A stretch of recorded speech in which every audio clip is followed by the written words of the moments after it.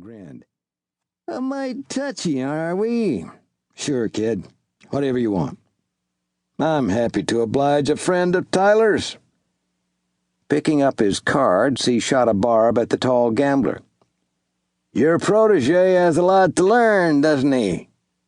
Adam Tyler frowned, and so did Zach. He was upset at himself for letting the gambler down. His only excuse was that he was new to the game. He'd only developed a passion for it in the last couple of days. So yes, he would be the first to admit he had a lot to learn. But he wanted to acquit himself proudly, if for no other reason than to prove to Adam that he was worthy of the gambler's time and instruction. Tyler suddenly pushed a pile of chips to the center of the table. "I open at 200, gentlemen." The other two players glanced at one another. Brack blinked, then began counting his own chips. "Isn't that a little steep? The usual amount's been 20. "I have a good hand," Tyler said.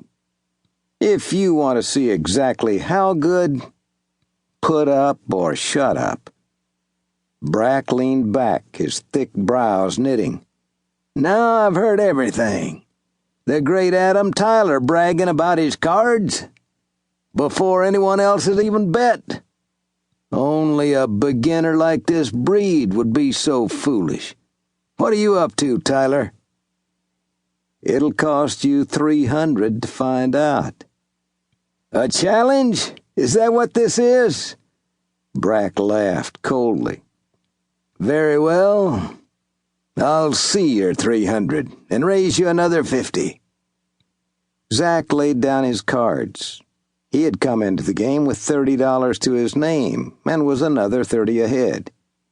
He intended to stay ahead, too, in order to prove to Louisa that wagering at cards could be profitable. The other two players also folded, leaving Tyler and the troublemaker. "I'll see you," the former said, and held up a single finger. Zach dealt Tyler a card. Brack requested 2. The stakes rose to $420. At last the moment of truth came, and Brack, smirking, laid down a straight, all hearts. "Beat that if you can." Adam Tyler showed his hand one card at a time. In a neat row, he lined up 4 kings and the 2 of diamonds, then raked in the pot. "I thank you, gentlemen, for an evening's diversion. Now, my young friend and I must excuse ourselves." Brack wasn't pleased. "You're leaving without giving us a chance to win our money back? That's hardly sporting." "Poker is a game of chance, not a charity," Tyler said. "After all these years, you still have a lot to learn, don't you?" Having his own question thrown into his face angered Brack, but he tried hard not to show it. "Another time, then, Tyler. Bring the pup along. I might as well fleece the both of you as one. And think of what it'll do for my reputation." Tyler rose and slipped his wallet into an inner pocket. "We're all well aware of your reputation," he stated with a smile.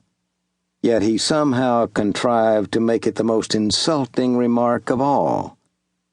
Taking his wide-brimmed black hat from a peg on the wall, he said, "Come along, Zachary. We shouldn't keep your fiancée waiting." They waded through dense clouds of cigar and cigarette smoke and out the grand double doors of the Golden Bough. Tyler adjusted his hat while striding down the steps. "You did well in there, son. You controlled your temper admirably." It was past 11 at night, yet carriages and pedestrians bustled by in a steady stream. After a week in St. Louis, Zach still couldn't get over how many people there were and how they never seemed to sleep. "You don't think much of Brack, do you?" "I don't think